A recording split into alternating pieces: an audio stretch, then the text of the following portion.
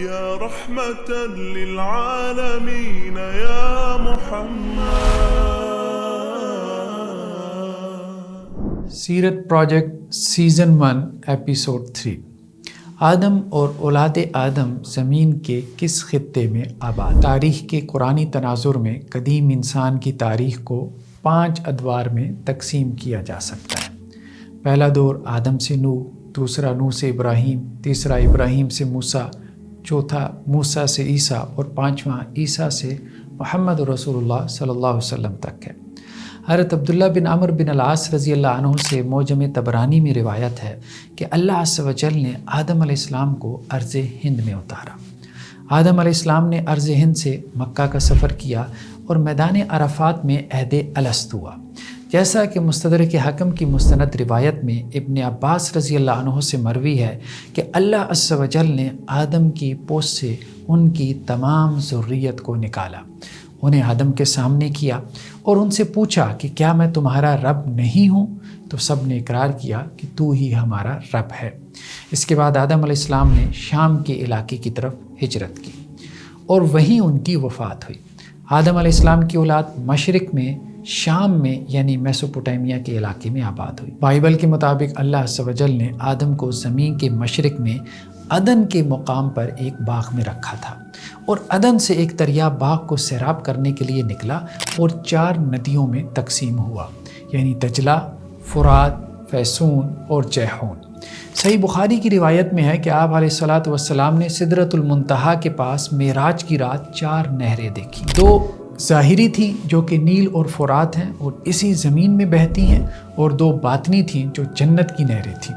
صحیح مسلم کی ایک روایت میں ان 2 باطنی نہروں کے نام سیحان اور جیحان نقل ہوئی ہیں.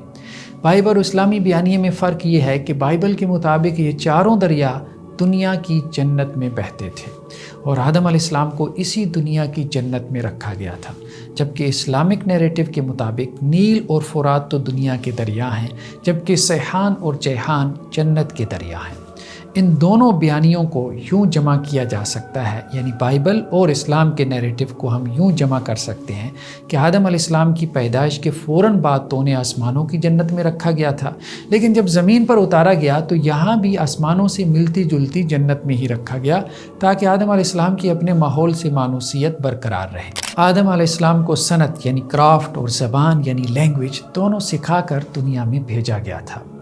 مستدرک حاکم کی مستند روایت میں ابن ابی موسیٰ العشری رضی اللہ عنہ سے منقول ہے کہ آدم علیہ السلام کو جب جنت سے زمین پر اتارا گیا تھا تو ان کے ساتھ جنت کے پھل بھی بھیجے گئے تھے اور انہیں کئی قسم کے فنون یعنی کرافٹ سکھا کے دنیا میں بھیجا گیا تھا. بائبل کے بیان کے مطابق آدم کا بیٹا قائن یعنی قابیل عدن کے مشرق میں نوت کے علاقے میں آباد ہوا اور وہاں اپنے بیٹے ہنوک کے نام سے اس نے ایک شہر آباد کیا.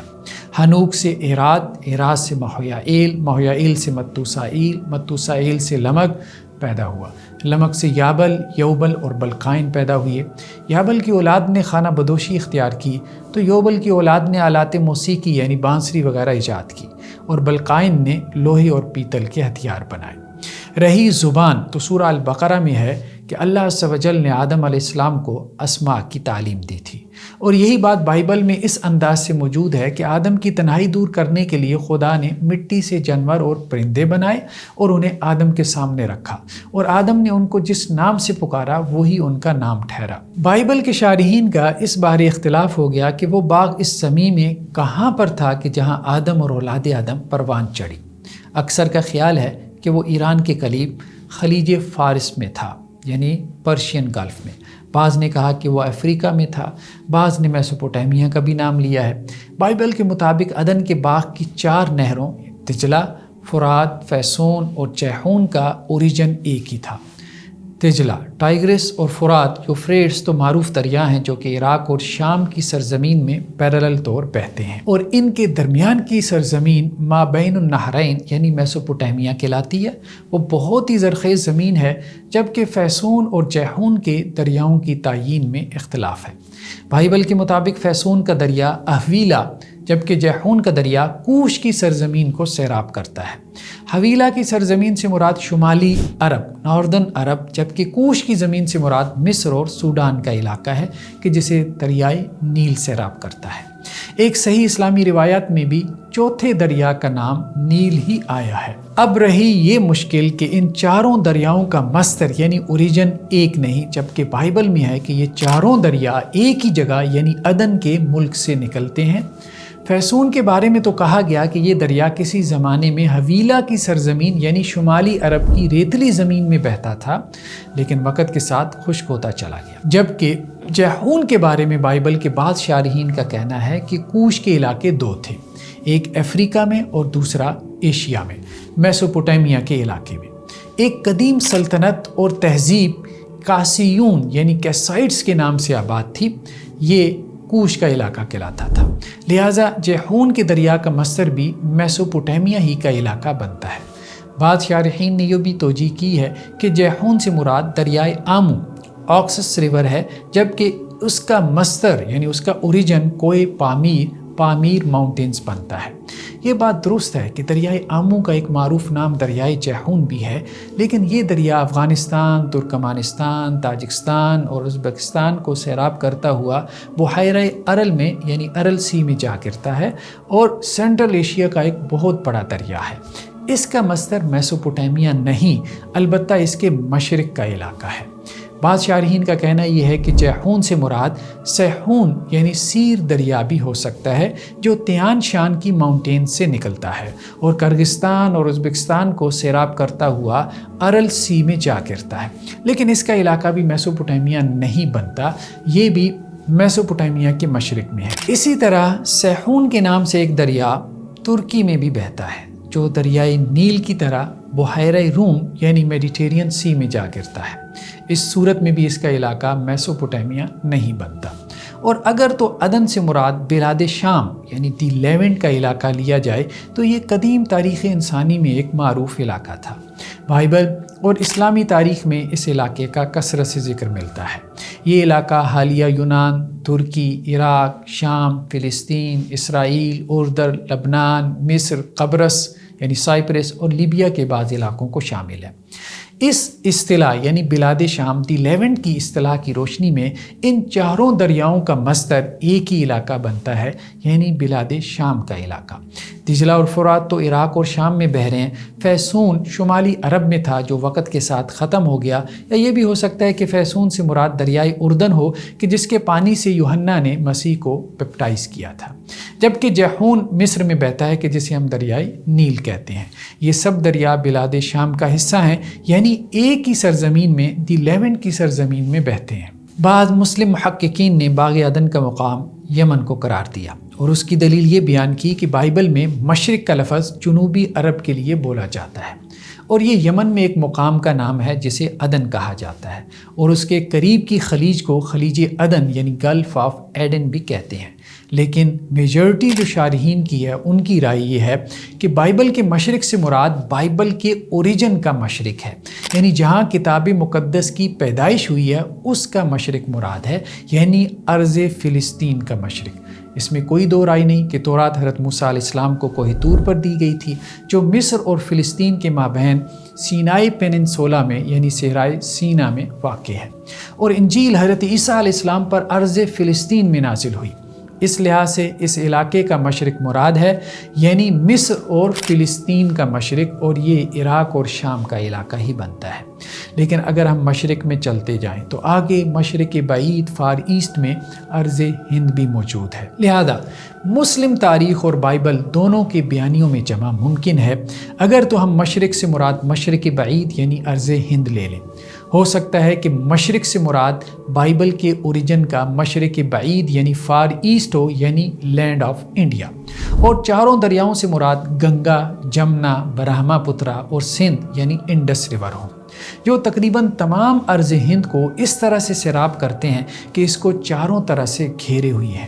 اور ان چاروں دریاؤں کا جو مصدر اور اوریجن ہے وہ دنیا کی چھت روف آف دی ورلڈ کا علاقہ کہلاتا ہے۔ دنیا کی چھت یعنی روف آف دی ورلڈ سے مراد سلسلہ کوہ پامیر ماؤنٹینز، سلسلہ کوہ ہمالیہ ماؤنٹینز، سطح مرتفع تبت پلیٹو، تیان شیان کی ماؤنٹینز، اور سلسلہ کوہ آلتائی ماؤنٹینز اس میں شامل ہیں۔ تیان شان کے سلسلے کا ایک نام خدائی پہاڑ یا جنت کے پہاڑ بھی ہیں، اور یہ بھی اس طرف ایک اشارہ ہو سکتا ہے کہ آدم علیہ السلام کا نزول یہیں ہوا ہو۔ دوسرا، ارض ہند میں جہاں گنگا اور جمنا آپس میں ملتے ہیں تو اس جگہ کا نام الہ آباد ہے، اور اس کے پرانے سنسکرت نام پریاگ راج کا معنی قربانی کی جگہ ہے، کہ جس کے بارے معروف قول یہ ہے یہاں برہما نے اپنی پہلی قربانی دی تھی۔ یہ بھی اس طرف اشارہ ہو سکتا ہے کہ آدم علیہ السلام کا زمین پر پہلا ٹھہراؤ اسی علاقے میں تھا اور حابیل اور قابیل کی قربانی یہاں ہی ہوئی تھی۔ بائبل کے بعد شارحین نے کوش کے علاقے سے مراد ہندو کش کا علاقہ بھی لیا ہے کہ جسے دریائے سیحون سیراب کرتا ہے۔ اللہ عالم بالصواب۔ البتہ یہ معنی مراد لینے میں مشکل یہ ہے کہ بائبل میں دجلہ اور فرات کا ذکر ہے جو میسوپوٹیمیا میں ہی بہتے ہیں۔ اس کا جواب یہ دیا جا سکتا ہے کہ دنیا میں کئی ایک دریاؤں کے نام ایک جیسے ہو سکتے ہیں، لہذا یہ ایک امکان ہے کہ انسانیت کی ابتدا تو ارض ہند سے ہوئی ہو، لیکن بعد ازاں طوفان نوح کے بعد جب میسوپوٹیمیا کی طرف لوگوں کی ہجرت ہوئی تو وہاں کے دریاؤں کے نام ارض ہند کے دریاؤں کے نام پر رکھے گئے ہوں، اور ارض ہند کے ان دریاؤں کے پرانے نام دجلہ، فرات، سیحون اور چیحون ہوں۔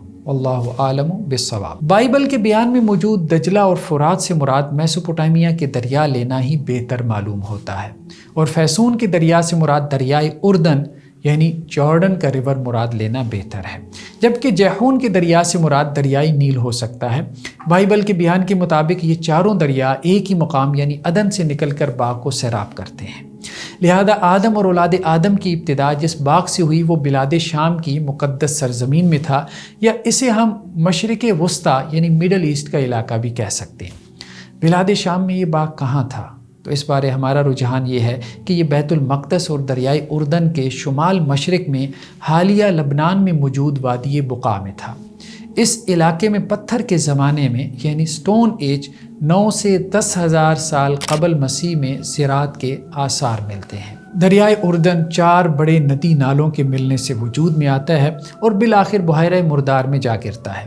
دنیا میں دریا اسی اصول پر بہتے ہیں، لیکن بائبل میں بیان کردہ اصول مشاہدے کے خلاف ہے کہ ایک دریا 4 شاخوں میں تقسیم ہو رہا ہے، جبکہ مشاہدہ یہ کہتا ہے کہ مختلف شاخیں یا ندی نالے مل کر ایک دریا بناتے ہیں، نہ کہ دریا جو ہے وہ ندی نالوں میں تقسیم ہو۔ بائبل کا اصل نسخہ ہمارے پاس موجود نہیں ہے۔ بحیرہ مردار کا جو قدیم ترین نسخہ ہمارے پاس ہے وہ بھی 200-400 سال قبل مسیح کا ہے، جبکہ آرامی رسم الخط میں بائبل لکھنے کا رواج عام ہو چکا تھا۔ بائبل کا اصل نسخہ قدیم عبرانی زبان میں تھا جو کہ مفقود ہے۔ جدید عبرانی زبان بھی 19ویں صدی کے یورپی زائنسٹ کی ایجاد ہے۔ اب ہمارے پاس جو ہے وہ ترجمہ در ترجمہ ہے، ٹرانسلیشن در ٹرانسلیشن ہے، لہذا ایک امکان تو یہ ہے کہ ان تراجم نے یعنی بائبل کے تراجم نے صحیح باب کے مفہوم کو بدل دیا ہو۔ دوسرا امکان یہ بھی ہے کہ طوفان نوح کے بعد اس علاقے کا نقشہ یکسر بدل گیا ہو، لہذا دریاؤں کی جگہیں بھی بدلی ہوں گی۔ یہ بھی امکان ہے کہ خلیج عمان، خلیج فارس، خلیج عدن اور بحیرہ احمر یعنی ریڈ سی وغیرہ طوفان نوح کے بعد وجود میں آئے ہوں، اور اس سے پہلے فرات سے نیل تک خشکی کا ہی خطہ ہو۔ بہرحال بائبل میں حزقییل کے باب 31 میں عدن کے باغ کو لبنان کا حصہ قرار دیا گیا ہے۔ قدیم لبنان کی جغرافیائی حدود کیا تھیں اس وقت یہ معلوم کرنا مشکل ہے، البتہ یہ بات روایتوں میں موجود ہے کہ حضرت سلیمان علیہ السلام لبنان کے دیودار کے درختوں کی لکڑی بیت المقدس کی تعمیر کی غرض سے منگوایا کرتے تھے۔ بہرحال قدیم لبنان بھی حالیہ لبنان اور اس کے ارد گرد ہی واقع تھا، اور غالب امکان یہی ہے کہ حالیہ اردن کے کچھ حصے بھی اس میں شامل تھے۔ اگر ہم اسلامی بیانیے کی بات کریں تو وہ بائبل کے بیان سے زیادہ کمپریہنسو اور زیادہ لاجیکل ہے۔ صحیحین کی روایات میں ہے کہ آپ صلی اللہ علیہ وسلم نے معراج کی رات سدرۃ المنتہا کی جڑ سے 4 دریا نکلتے دیکھے، تو حضرت جبریل علیہ السلام نے آپ صلی اللہ علیہ وسلم کو بتایا کہ ان میں سے 2 باطنی دریا ہیں جو جنت کے دریا ہیں، اور 2 ظاہری دریا ہیں جو دنیا کے دریا ہیں۔ صحیح مسلم کی ایک روایت کے مطابق یہ 4 دریا جنت کے بھی دریا ہیں۔ پس یہ 4 دریا سدرۃ المنتہا کی جڑ سے نکل کر آسمانوں کی جنت کو سیراب کرتے تھے، اور سدرۃ المنتہا کی جڑ کو ہی بائبل میں مقام عدن کہا گیا ہے۔ جنت کے ان 4 دریاؤں میں سے 2 کو اس دنیا میں بھی اتارا گیا، یعنی فرات اور نیل کو، اور فرات اور نیل کے درمیان کی سرزمین کو ہی ارض موعود کہتے ہیں، اور یہی وہ مقدس سرزمین ہے کہ جس کے بارے قرآن مجید میں ہے کہ اللہ عز و جل نے اس میں برکت رکھ دی ہے، اور اسی سرزمین میں آدم اور اولاد آدم آباد ہوئی۔ آدم علیہ السلام کو آسمانوں کی جنت سے اتارنے کے بعد اسی دنیا میں اسی سے ملتی جلتی جنت میں رکھا گیا، تو یہ بات قرین قیاس ہے۔ اور اس سے مقصود آدم علیہ السلام کو اس دنیا کے ماحول سے مانوس کرنا تھا۔